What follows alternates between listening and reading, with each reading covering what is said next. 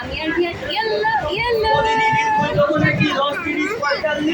আমরা ট্রেনের বন্ধুরা মিলে গেছিলাম স্টার মলে। আজকে একটা গেট টুগেদার ছিল, তার জন্য এই যে যার মতো বাড়িতে ফিরে গেছি। এখন আমি আর রিয়ানাও ফিরছি বাড়িতে।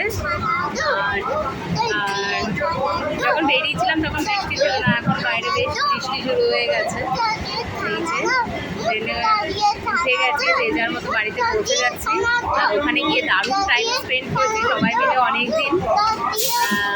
অঙ্কিতা, তোর সাথে আবার দেখা হবে, আরেকদিন প্ল্যান কর। অঙ্কিতা এমনি তোরা, তো আমরা আবার যাবো। যা যা মুহূর্ত ওখানে হয়েছে ছবির মধ্যে সেইগুলো রাখা হয়েছে, সেইগুলো আপনাদের সঙ্গে শেয়ার করে নিচ্ছি। সবাই একসঙ্গে হয়েছি। প্রথমেই একটা কি বলবো, এটা লেমনেড দিয়ে শুরু হয়েছিল।